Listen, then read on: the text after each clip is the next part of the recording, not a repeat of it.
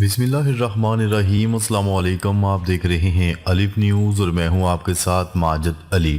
شامل کرتے ہیں پاکستان اور دنیا بھر سے آن لائن ہیڈ لائنز۔ اسرائیل کا تیار شدہ مکانات غزہ لے جانے کی اجازت دینے سے انکار۔ اسرائیل نے سخت موسم کا سامنا کرنے والے فلسطینیوں کے لیے تیار شدہ مکانات غزہ لے جانے کی اجازت دینے سے انکار کر دیا۔ اسرائیل کی جانب سے غزہ جنگ بندی معاہدے پر عمل درآمد کی یقین دہانی کے بعد گزشتہ دنوں حماس نے اسرائیلی قیدیوں کی ڈیل کے مطابق رہائی کا اعلان کیا تھا، جس سے جنگ بندی ڈیل پر منڈلاتے سائے ختم ہو گئے تھے، مگر اسرائیلی حکام تاحال معاہدے کے مطابق امدادی اشیاء کو غزہ میں داخل ہونے نہیں دے رہے۔ سابق ترک وزیر اعظم کا غزہ کو ترکیہ کا حصہ بنانے کا مطالبہ۔ سابق ترک وزیر اعظم نے غزہ کو ترکیہ کا خود مختار حصہ قرار دینے کا مطالبہ کر دیا۔ غیر ملکی خبررساں ادارے کی رپورٹ کے مطابق ترک اپوزیشن رہنما اور سابق وزیر اعظم احمد داؤد نے کہا ہے کہ 18ویں صدی میں برطانیہ کے مینڈیٹ سے پہلے غزہ میں خلافت عثمانیہ آئینی حکمراں تھی اور فلسطینی اب بھی عثمانی ساخت کے ساتھ جڑے ہیں۔ انہوں نے کہا کہ ترکیہ کا حصہ بنائے جانے کے لیے غزہ میں ریفرینڈم بھی کروایا جانا چاہیے۔ اسرائیل کے غزہ اور بیروت پر فضائی حملے۔ اسرائیل نے غزہ اور بیروت میں جنگ بندی معاہدے کی خلاف ورزی کرتے ہوئے ایک بار پھر فضائی حملے کر دیے۔ بین الاقوامی خبررساں ادارے کی رپورٹ کے مطابق اسرائیل نے دعویٰ کیا ہے کہ بیروت میں حزب اللہ کے ہتھیاروں کو نشانہ بنایا گیا ہے۔ رپورٹ کے مطابق ایران سے آنے والی پرواز کو بیروت ایئرپورٹ پر اترنے نہیں دیا گیا۔ سویلین طیاروں میں حزب اللہ کے لیے رقوم کی ترسیل کا الزام عائد کیا گیا تھا۔ امریکی طیارہ بردار بحری بیڑا پاناما کے جہاز سے ٹکرا گیا۔ امریکی طیارہ بردار بحری بیڑا U S S Harry Truman مصری بندرگاہ پورٹ سعید کے قریب پاناما کے مال بردار جہاز سے ٹکرا گیا۔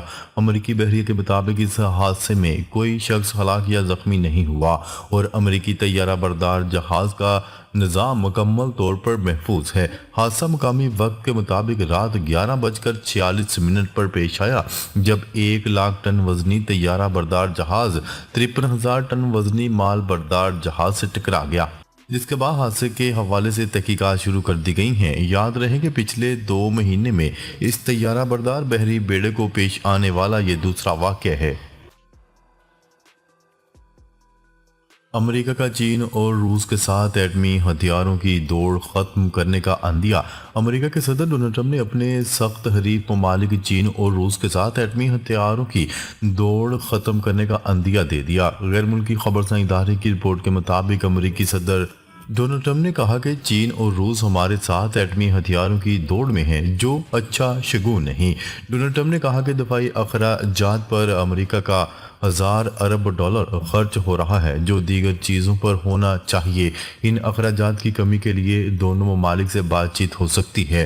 امریکی صدر نے مزید کہا کہ روس کو G7 سے نکالنا غلطی تھی، روس کی اس میں دوبارہ شمولیت پر خوشی ہوگی۔ اسرائیل حماس کے مطالبات تسلیم کرنے پر مجبور، غزہ میں 150 امدادی ٹرک داخل۔ نیوز رپورٹ کے مطابق صہیونی حکومت نے اپنی اور امریکہ کی دوبارہ جنگ شروع کرنے کی دھمکیوں کو بے اثر ہوتا دیکھ کر مجبوراً معاہدے میں درج حماس کے بعض مطالبوں پر عمل درآمد شروع کر دیا۔ نیوز رپورٹ کے مطابق جمعرات کو 150 ٹرک زکیم گزرگاہ سے غزہ میں داخل ہوئے۔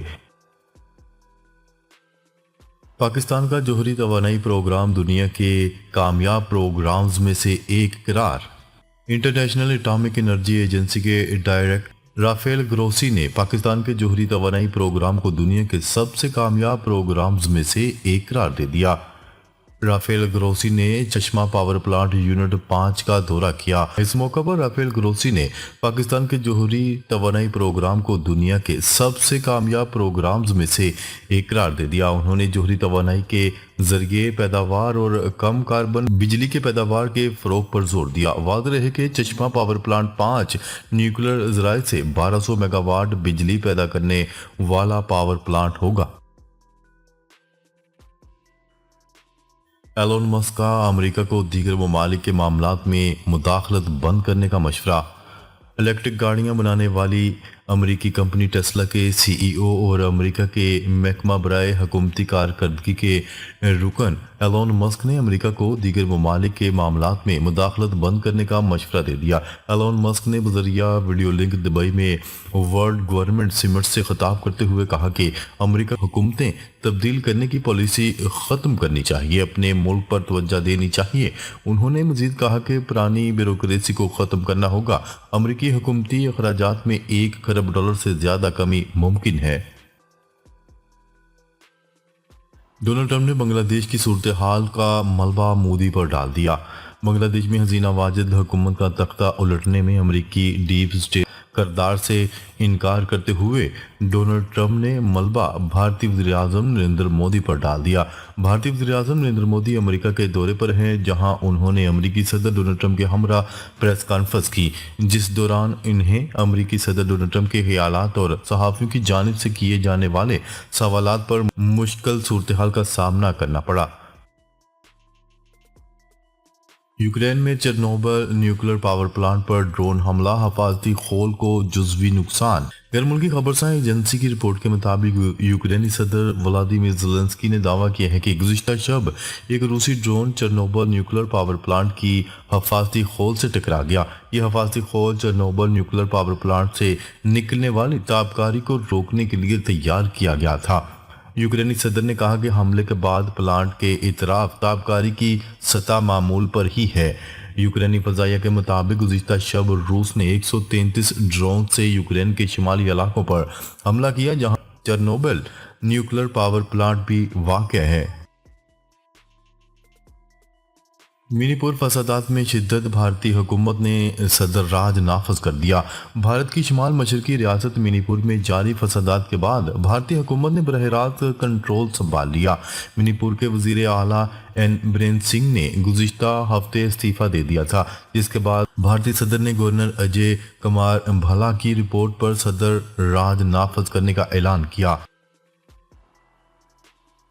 ہم شام کی حمایت کے لیے تیار ہیں۔ فرانسیسی صدر شام میں سیاسی منتقلی کی حمایت کے لیے پیرس میں جمعرات کو شروع بین الاقوامی کانفرنس کے آغاز کے بعد فرانسیسی صدر ایمانوئل میکرون نے اعلان کیا ہے کہ ان کا ملک استحکام کے حصول کے لیے شام میں عبوری حکومت کی حمایت کے لیے تیار ہے۔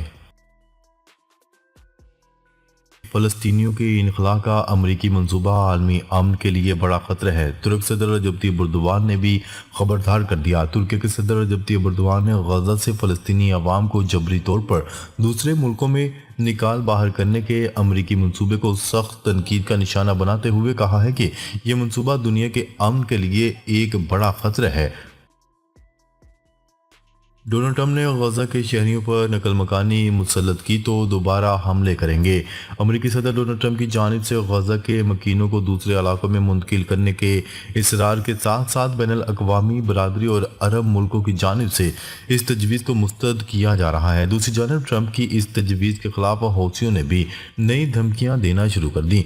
تقریباً ایک ماہ قبل بحیرہ احمر میں اور اسرائیل کی طرف اپنے حملوں کو روکنے کے بعد حوثیوں کے رہنما عبد المالک الحوثی نے جمعرات کو اعلان کیا ہے کہ اگر ڈونلڈ ٹرمپ حماس کے لیے اپنی دھمکی پر عمل کرتے ہیں تو یہ گروپ نئے حملے کرے گا۔ بھارتی وزیر اعظم نریندر مودی کی ڈونلڈ ٹرمپ سے ملاقات دنیا بھر میں جگہنسائی کا سبب بن گئی۔ نریندر مودی نے امریکہ میں ڈونلڈ ٹرمپ سے ملاقات کی، تاہم یہ ملاقات بھارتی وزیر اعظم کی حرکتوں کی وجہ سے دنیا میں جگہنسائی کا سبب بن گئی۔ بھارت کے وزیر اعظم نریندر مودی نے دورہ امریکہ کے دوران امریکی صدر ڈونلڈ ٹرمپ سے ملاقات کی، تاہم جب اس کی ملاقات کی ویڈیو سامنے آئی تو یہ ملاقات دنیا کے لیے بھارت کی ایک اور جگہنسائی کا سبب بن گئی۔ اس ملاقات میں بھارتی وزیر اعظم نریندر مودی اپنے ساتھ پرچیاں لکھ کر لائے تھے۔ ڈونلڈ ٹرمپ سے گفتگو کے دوران وہ یہ پرچیاں نکالتے اور دیکھ کر پڑھتے رہے۔ دفاعی اخراجات میں کمی کے لیے روس اور چین سے بات کریں گے، ڈونلڈ ٹرمپ نے بڑا پیغام جاری کر دیا۔ امریکی صدر ڈونلڈ ٹرمپ نے کہا ہے کہ دفاعی اخراجات میں کمی کے لیے روس اور چین سے بھی بات چیت کر سکتے ہیں۔ امریکی صدر ڈونلڈ ٹرمپ نے میڈیا سے گفتگو کرتے ہوئے کہا کہ ٹیکس لگانا امریکہ کے مفاد میں ہے۔ باہمی ٹیکس لگانے سے شفافیت آئے گی تائیوان ہمارا چپ تیاری کا کاروبار لے گا جس کی واپسی چاہتے ہیں۔ انہوں نے کہا کہ تجارتی شراکت دار ممالک پر باہمی ٹیکس لگانے کا فیصلہ کیا ہے۔ امریکی اتحادی تجارت کے معاملے پر دشمنوں سے بدتر ہیں۔ واشنگٹن میں بھارتی وزیر اعظم کی آمد پر کشمیری اور سکھ کمیونٹی کا شدید احتجاجی مظاہرہ۔ مظاہرین نے ہاتھوں میں کشمیر اور خالصتان کے جھنڈے اور بینرز اٹھا رکھے تھے۔ مظاہرے کی قیادت خالصتانی رہنما ڈاکٹر امرجیت سنگھ اور کشمیری رہنما ڈاکٹر غلام نبی فاہی نے کی۔ مظاہرین نے بھارتی وزیر اعظم نریندر مودی کے خلاف شدید نعرے بازی کی اور مظاہرین کا کہنا تھا کہ امریکی صدر ڈونلڈ ٹرمپ بھارت کے ظالمانہ اور انسانیت دشمن اقدامات کا معاملہ اٹھائیں۔